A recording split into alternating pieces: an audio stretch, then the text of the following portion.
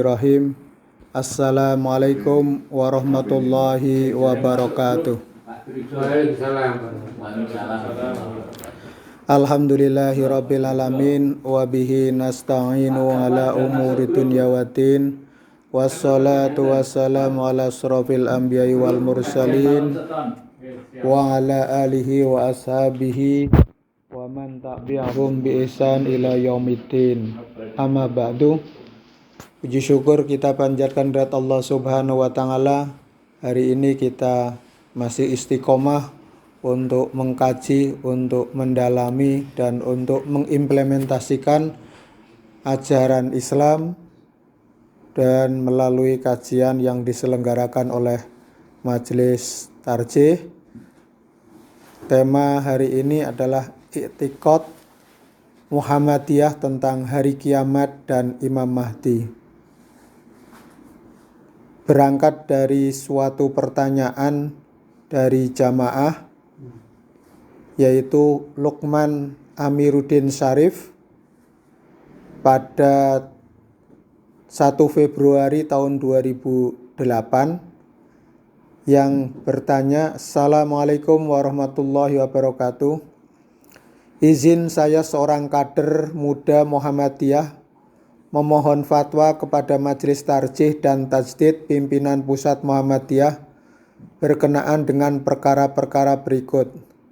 Yang pertama, bagaimana pandangan keyakinan i'tiqad Muhammadiyah mengenai tanda-tanda hari kiamat seperti turunnya kembali Nabi Isa alaihissalam, kemunculan Dajjal dan Ya'jud Ma'jud.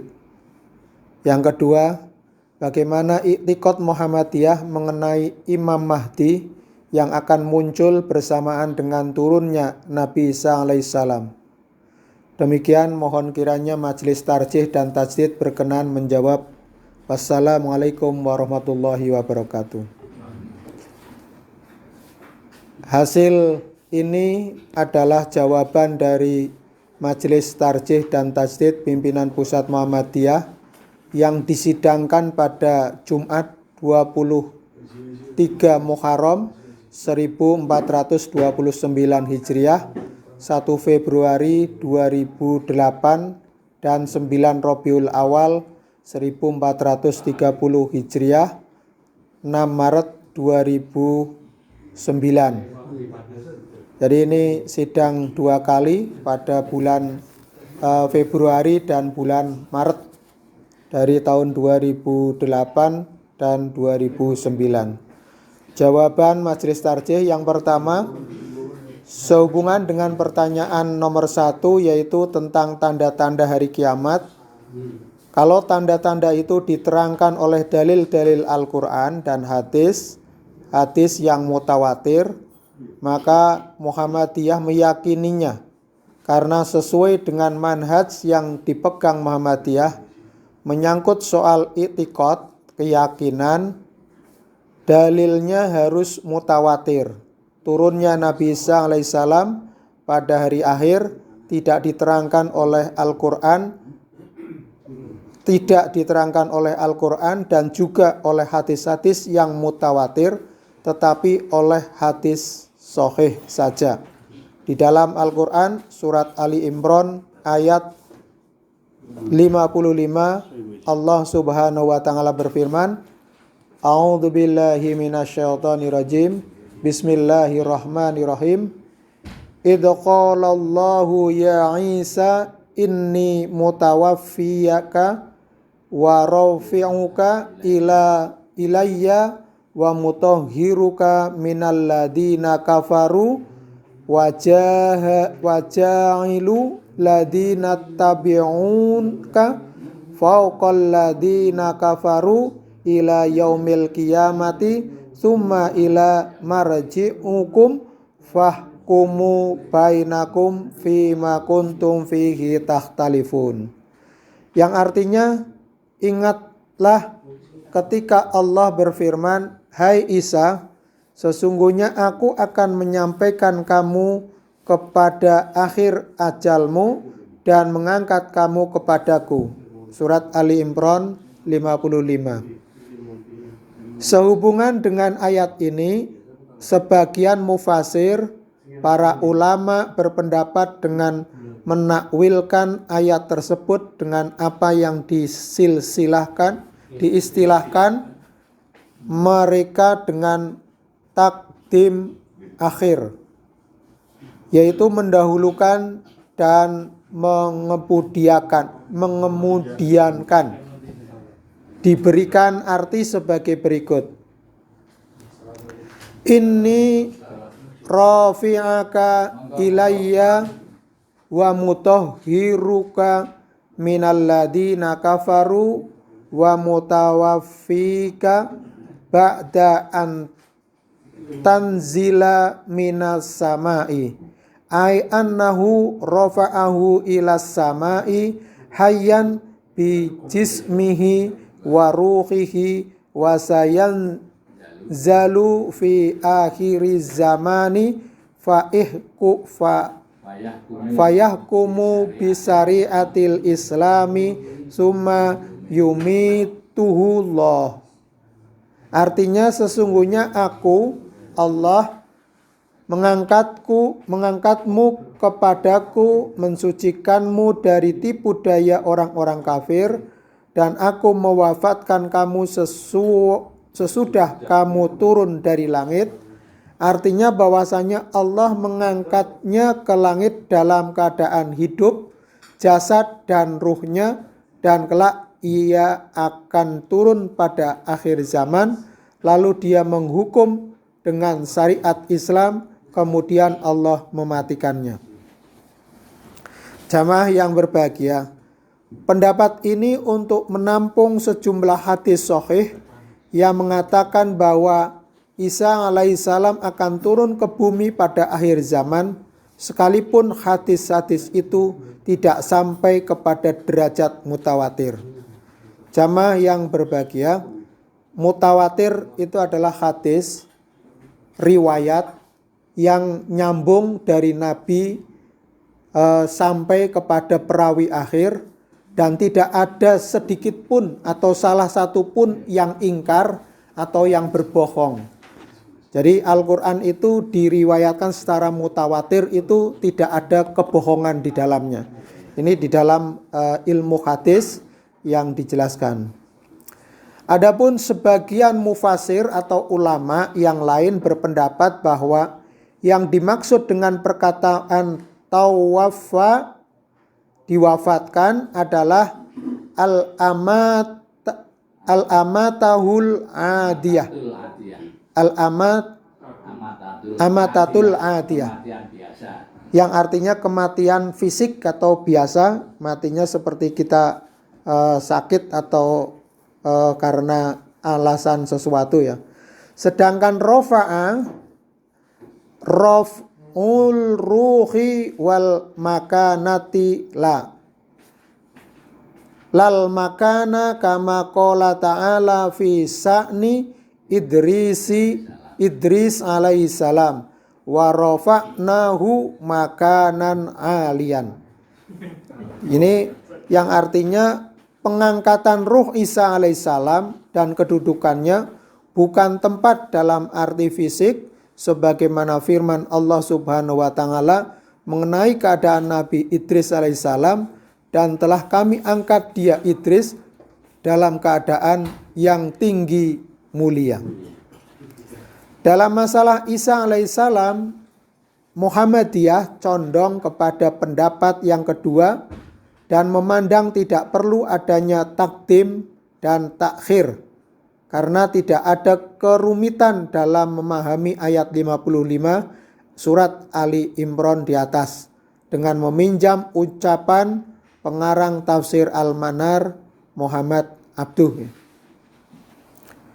Inna mukhalafatal tartibi fil dikri li tartatibi fil wujudi la ya'ti fil kalamil balighi illa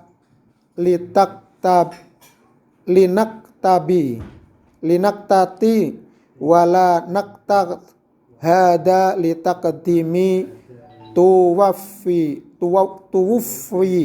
ala raf'i idza raf'u huwal ahamu lima fihi minal bisarroti bin najati wa rif'atil makani, bahwa perbedaan tartib atau urutan dalam sebutan itu untuk memberi pengertian tertib dalam wujudnya, tidak tampil dalam perkataan yang baligh kecuali karena ada kerumitan, dan di sini tidak ada kerumitan untuk mendahulukan kematian atas pengangkatan. Justru pengangkatan itu yang lebih penting karena di dalamnya mengandung berita gembira dengan kemenangan dan tinggi kedudukan itu. Mengenai kemunculan Dabah Ya'jud Ma'jud, hal itu diyakini sepenuhnya oleh Muhammadiyah karena diterangkan oleh Al-Quran masing-masing dalam surat An-Naml ayat 82 dan surat Al-Anbiya ayat 96 sampai 97, sekalipun secara mujmal, mubham, tanpa ada rincian. Jadi mujmal itu secara umum, global, sedangkan mubham itu terinci. Ini istilah di dalam ilmu ulumul Quran, ya, ilmu tentang Al-Quran, tanpa ada rincian. Sedangkan Dajjal tidak disebutkan dalam Al-Quran, tetapi disebutkan dalam hadis-hadis sahih dan hampir mendekati derajat mutawatir atau paling tidak bersifat masyhur. Jadi ini pertanyaan pertama tentang turunnya Nabi Isa alaihissalam, kemudian adanya Dabah dan Ya'jud Ma'jud yang akan turun pada saat kiamat, ya, menjelang kiamat. Pertanyaan kedua, sebelum kami menegaskan keyakinan Muhammadiyah terhadap Imam Mahdi yang akan muncul pada akhir zaman, perlu Anda ketahui bahwa paham tentang adanya Imam Mahdi berkembang dalam kalangan Syiah Imamiyah. Menurut Syiah Imamiyah, pada akhir zaman akan datang seorang khalifah yang adil dari keturunan Ali bin Abi Thalib radhiyallahu an, dengan nama-nama Mahdi yang akan berkuasa di seluruh dunia Islam. Paham tentang Imam Mahdi pada mulanya termasuk rekayasa dan strategi Syiah Imamiyah untuk mengimbangi kerajaan Bani Umayyah yang memerintah dengan penuh penindasan kepada pengikut Ali bin Abi Thalib pada waktu itu. Tokoh-tokoh spiritual Syiah yang kasat mata, Rajulul Ghaib, yang susunannya terdiri dari seorang kutub atau Qaus yang diberi nama Insan Kamil, 4 orang Austad sebagai menteri, 7 orang Abal, 12 orang Nuqobah, dan 300 orang Nujaba. Dengan mudah dapat dibantah bahwa kerajaan batin itu yang dikendalikan oleh orang-orang kasat mata tersebut, Rijalul Ghaib, pada akhirnya tidak ada. Pada hakikatnya tidak ada. Itu hanya imajinasi orang Syiah, tidak bisa diterima oleh akal dan nakal syara. Begitu pula dengan Imam Mahdi yang dalam masyarakat Jawa disebut Ratu Adil. Muhammadiyah tidak meyakini adanya Imam Mahdi karena tidak berdasar kepada dalil-dalil yang mutawatir. Menurut Ibnu Khaldun bahwa cerita tentang Imam Mahdi sangat simpang siur sumbernya dari golongan Syiah. Tidak jelas ujung pangkalnya. Soal Imam Mahdi oleh musuh-musuh Islam dipakai sebagai senjata untuk merusak Islam. Seperti adanya klaim dari Mirza Ghulam, di samping sebagai nabi juga sebagai Mahdi. Memang terdapat beberapa riwayat yang dinilai bertolak belakang dan bernilai dhaif dengan kebanyakan riwayat yang membicarakan seputar masalah ini.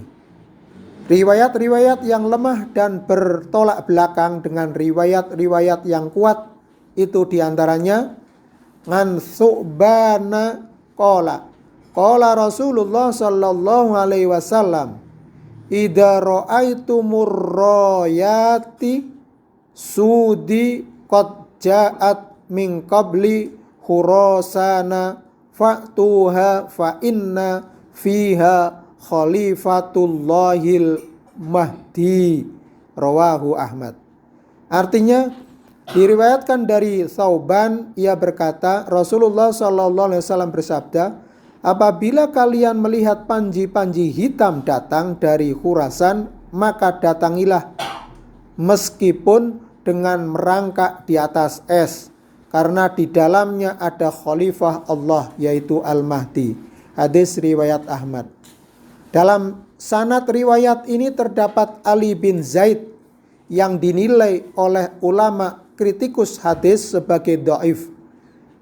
Bapak jamaah yang kami hormati, tadi kalau riwayat itu mutawatir, itu tidak ada orang yang cidra, tidak ada orang yang bersekongkol untuk berbohong. Nah, ini di riwayat Ahmad ini ada sanad. Sanad itu adalah orang mata rantai yang membawa berita. Jadi ada berita yang salah satu orang itu tidak dipercaya. Nah, tidak dipercaya riwayatnya, mungkin bohong, maka riwayatnya menjadi dhaif. Nah, dalam sanad riwayat ini terdapat Ali bin Zaid yang dinilai oleh ulama kritikus hadis sebagai dhaif. Bahkan ia banyak memiliki riwayat mungkar yang hanya diriwayatkan olehnya.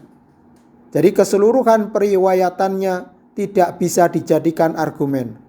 Hadis ini juga digunakan oleh Bani Abbas, dinasti Abbasiyah, sebagai justifikasi bahwa Al-Mahdi akan muncul dari kelompok mereka, di mana keyakinan mereka ini bertentangan dengan banyak riwayat yang lebih kuat bahwa Al-Mahdi yang sebenarnya akan muncul dari keturunan Nabi Ahlul Bait yang mempunyai nama yang sama dengan Nabi dan nama bapak Nabi Muhammad bin Abdullah. Namun demikian, jika ditelisik lebih sesama, ternyata banyak ulama seperti Al-Hafiz Abu Hasan Al-Abbiri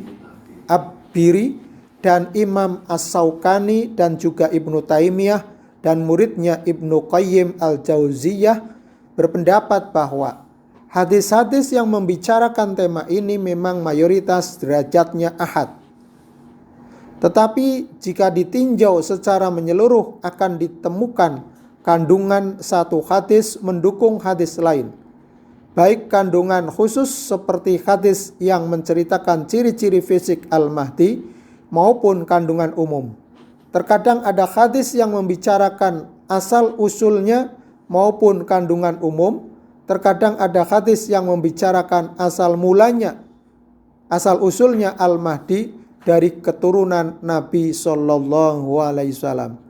Lalu ada hadis lain yang menerangkan kondisi kehidupan saat Al-Mahdi memimpin. Jika kita urutkan, maka kita akan dapatkan semacam keselarasan yang sama-sama menerangkan bahwa Al-Mahdi akan keluar di akhir zaman, kandungan umum. Dengan demikian dari segi kandungan khusus, maka hadis semisal yang menerangkan ciri fisik Al-Mahdi berstatus ahad. Namun dari segi kandungan umum, maka hadis ini adalah mutawatir maknawi. Dan derajat mutawatir maknawi ini telah menjadi ijma' ulama untuk menerimanya. Di antara beberapa riwayat mutawatir maknawi itu ialah an Ummi Salamah qalat sami'tu Rasulullah sallallahu alaihi wasallam yaqul al-mahdiyyu min ghorotain hidrati min waladi Fatimati, rawahu Abu Dawud. Diriwayatkan dari Ummu Salamah, ia berkata, aku mendengar Rasulullah bersabda, Al-Mahdi berasal dari keluargaku dari anak Fatimah. Hadis riwayat Abu Dawud. An Abdillah anin Nabi sallallahu alaihi wasallam qala law lam yabqa minad dunya illa yaumal la tawwalallahu dalikal yaum summa tafaku hatta yab'atha rajulan minni aw min ahli baiti yuwati'us muhul amsi wasmu abihi ummul abi, rawahu Abu Dawud.